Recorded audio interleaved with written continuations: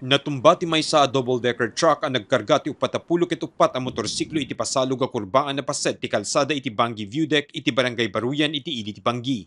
Kuna ti driver naggapuday iti Manila ken agturong da kuma iti Apari Cagayan tapnon i-deliver iti motorsiklo.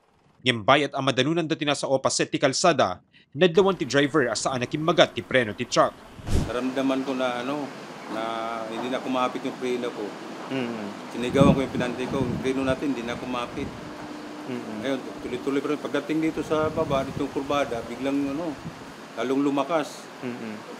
Sabi ng pinante ko, kurbada. Yung paliko ko diyan, pagdating dito, bigla na lang tumba na.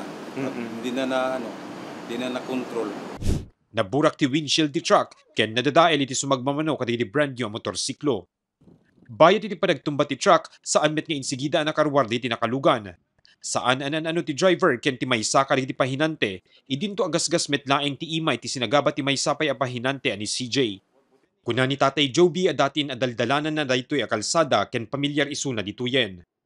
Innayon na ati kabayagnan nga agmanmaneho, daytoy pay laeng ti kakarwa na disgrasya a nakiiramanan na. Hindi naman kayo naantok, sir, kanina. Hindi naman. Ilang years na po kayong bumabiyahe, sir, nag-drive ng truck?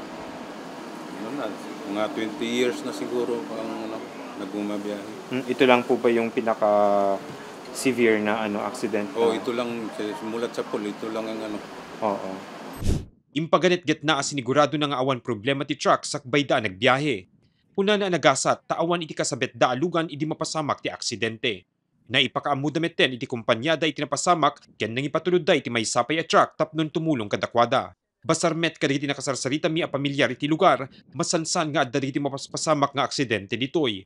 Iti palagid ti pulisya kadagiti driver ket iti nananay panagan-annad ken iti panang check up ti kinatalged ti luganda kang runaanen no agbiyahe da ti adayo.